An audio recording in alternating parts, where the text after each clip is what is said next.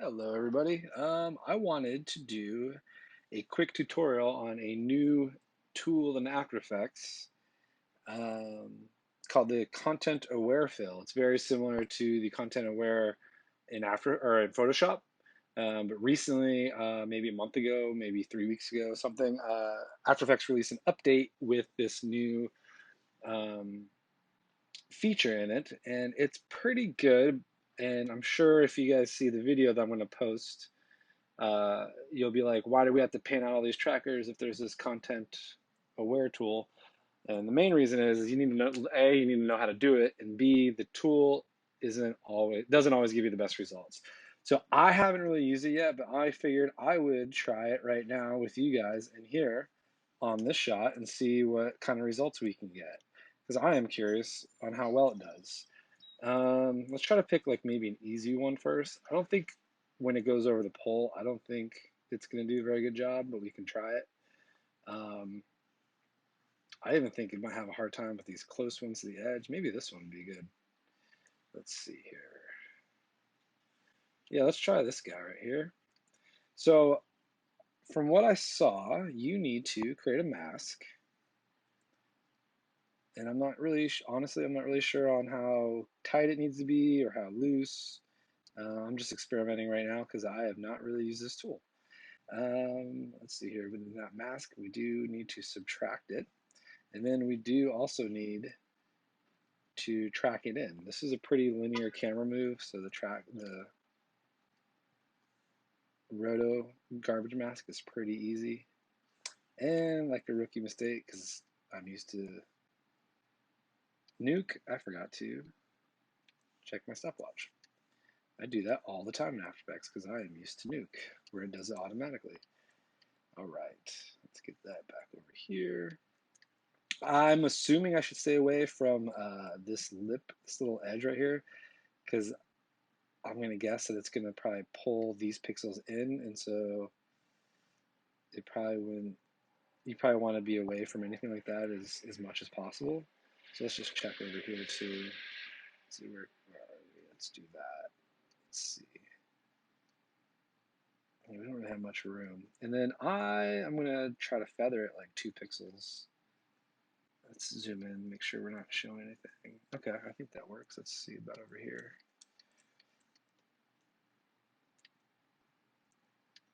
Yep, okay. So now if you don't have, I have it right here in my toolbar, but if you don't, I believe it is under Windows. Yeah, right here, Content Aware. And then you go here, once you have it, have your object you want to fill, you go over to the Content Aware tab and you hit Generate. Actually, let's see what the options are. Object, Surface, Edge Plane.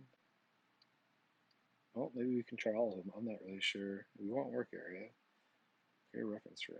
Open editable still image content. Hmm. Okay. Well, let's generate and just see what happens. So now it looks like it's analyzing the entire shot. Ooh, that's not good. Maybe maybe I didn't pick a good one for the first one. Let's see what it looks like. Oh, it kind of almost gets there, but it starts out pretty bad. Interesting. So as you can see, it looks like it created a PNG right here. Let's solo that. So that's what it created. Oh, that's interesting. Okay. Huh.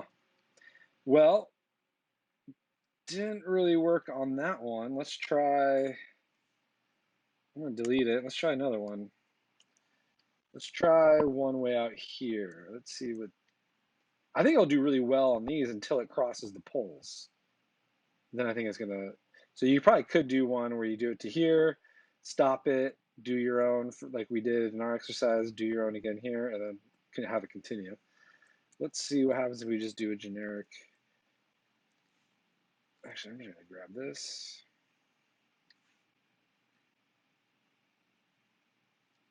There we go.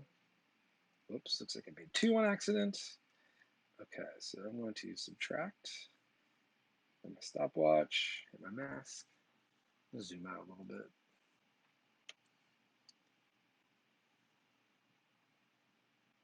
go to like here, V for my tool, my select tool, cover it up.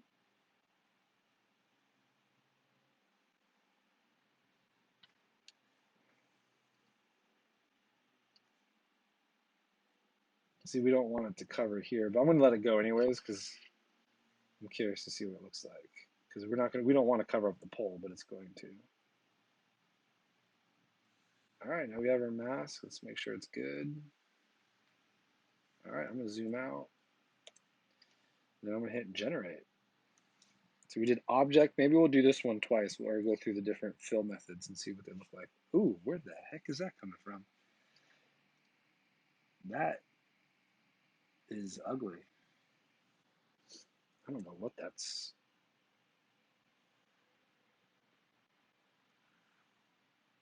It's grabbing something weird. I don't know. I'm gonna delete that. Whoops. Let's see what I want to be in my layer. I'm gonna try to do surface. Let's see what that does.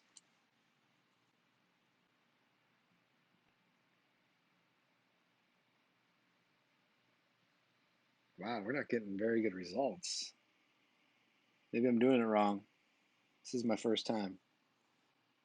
Alpha expansion. I don't really want that. I don't think.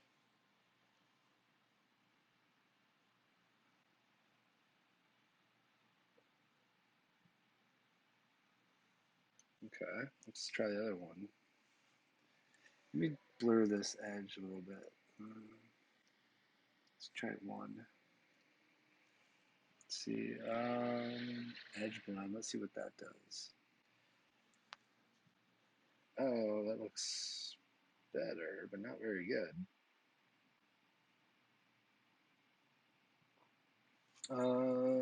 Zoom in on that. That looks so soft, and it's not. It's not really giving us very good results. I mean, it's like they just threw a big blur on it. From the demos, this thing looked like magic. Let's see. Maybe I'm doing something wrong here. Let's see. Let's create. What happens if I do this? Okay. I don't know what that is. What does that say?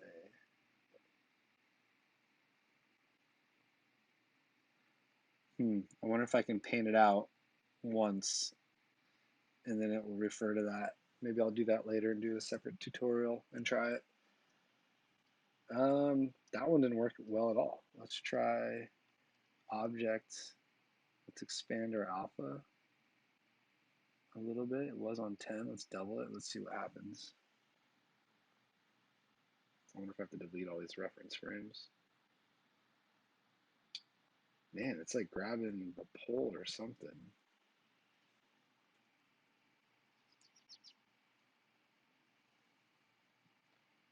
Feather 1. Let's do 1 feather. Let's go back to 10. Work area, that's right. Let's try. I wish it would give me the result right now so I can know which one I want to use. Yeah, not many options.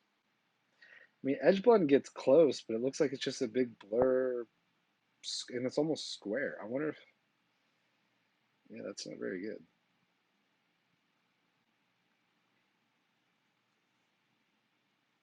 I mean, it's.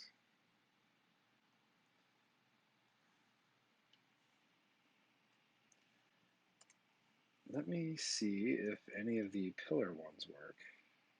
Let me kill that mask. Let's see if like this area. So I'm gonna go here. I'm just gonna grab this.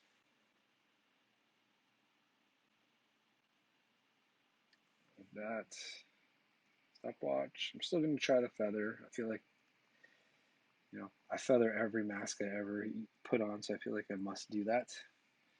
And switch this to subtract because that's the area we want to fill.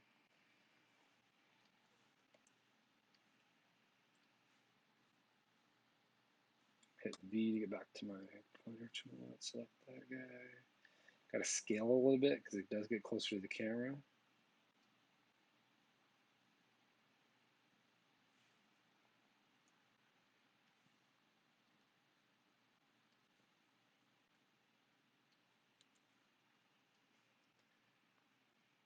So you want to go off screen a little bit.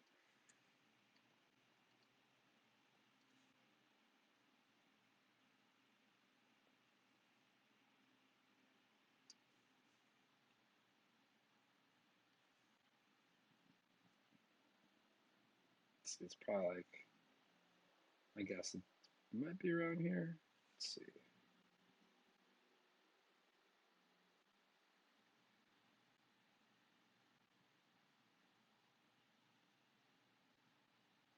I'm not a fan of this sticking out right here, so I'm just going to scoot that over.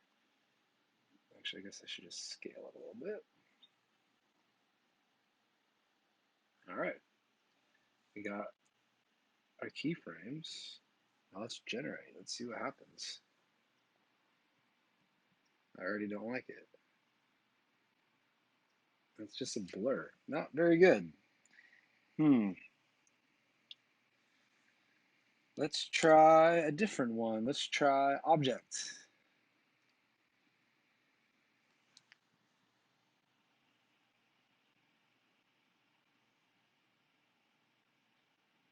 Better. So it looks like objects the maybe the go-to. Let's see what it looks like. Probably better to apply a track to it um, to make it more accurate. Let's see this mask. Let's see why it's blurry. Because we're gonna want the reason why it's probably getting funky is because we want it to grab from the same pixels the whole time. If it's moving around, it's going to cause some issues, I would assume. But it doesn't feel like it's moving too much. I don't know why it's getting really warpy here. And it looks very clone strokes. So it looks like they're just grabbing these pixels and just pushing them in, pushing these in. And just is like this weird warpy thing going on. Right here it looks better. And then throughout it looks decent, but the beginning's rough. So that's not bad. That's the best result we've gotten so far. But even in the beginning, yeah, the beginning looks. I don't know if we need some lead frames maybe behind that would help, but yeah. So as you can see, it's not bad. It works in some cases, but overall, you would still need to paint out. You know what? As for fun, I'm gonna do this real quick. I'm gonna delete that one. I'm gonna delete that. But as you can see, it doesn't really work on everything, and you're still gonna want to paint your own shapes just because it's not capable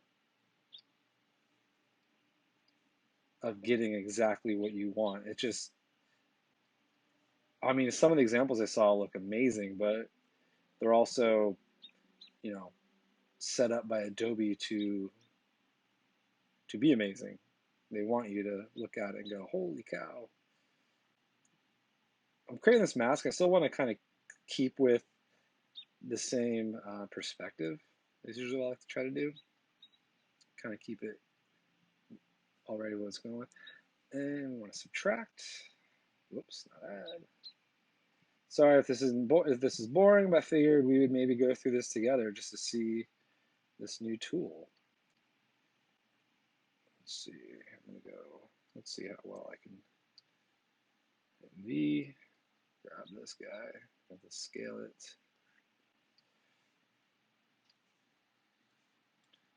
I'm a divide and conquer kind of mask guy. I usually go to the beginning end on something that's got such a linear movement like this, and then see how little keyframes I can create.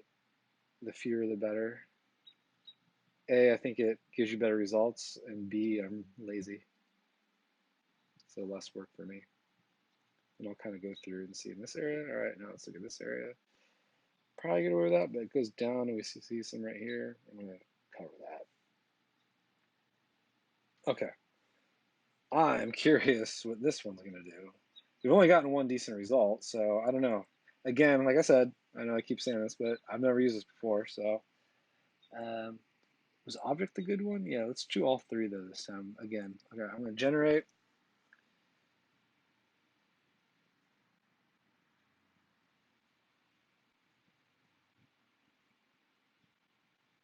Oh, Interesting.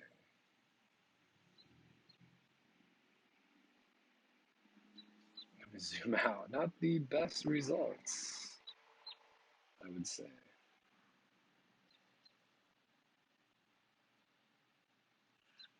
Let's delete that guy. And then let's try surface. See what we get with that. Who knows? This might be something where the more keyframes you have, maybe the better. I don't know. Or if you use it with a solid track, if you link a track to the mask, and maybe it'll give you better results because it's your mask is more consistent. Um, that's close. Not really. I mean, it's better. This one's better than I thought it would be, to be honest with you. So it's interesting. I keep getting different results depending on what we're doing for each option. So let's try the edge blend. That looked like basically a smeared. Yep, there it goes. Okay, it's still the same. Edge blend, man, that's in my head. Edge blend you think would work great because it's going to give you like beautifully blended edges. This is just the whole thing is just blurry. So this doesn't really work too well. Get rid of those. Let's see if we can get a better result by just maybe creating more keyframes. And we don't even have to move it. We can just create a keyframe. But this one, let's move that.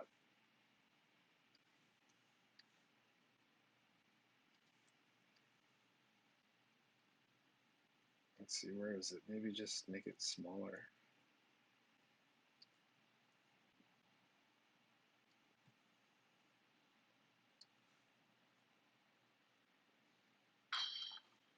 Let's see, where is it here? Maybe we're just doing too much.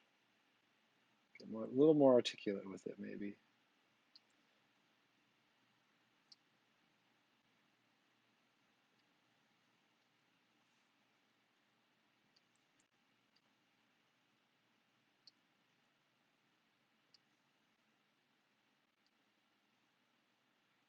Kind of speeding it up now. Whoops, not layer. Sorry about that. All right.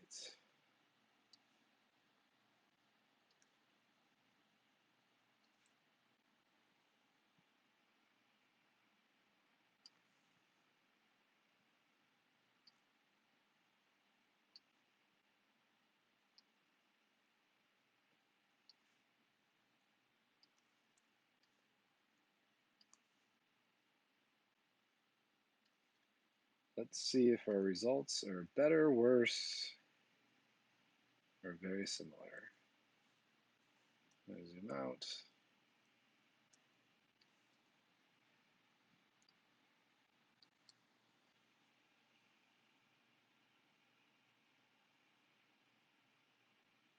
Eh, I had a feeling the poll would be really tough. Um, maybe this far one would work well. But yeah, it looks like the poll is just to, let's delete that and then try surface.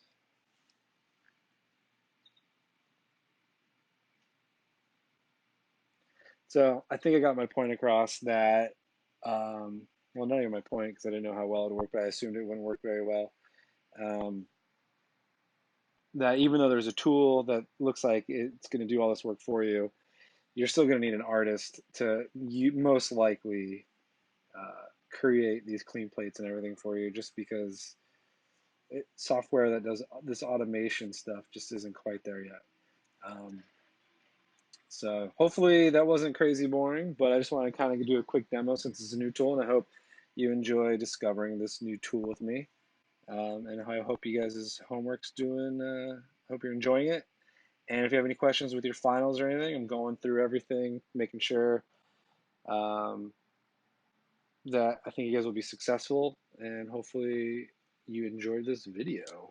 Have a great Saturday. Oh, and hopefully you guys have time to watch Game of Thrones tomorrow. It's important. All right, have a good one.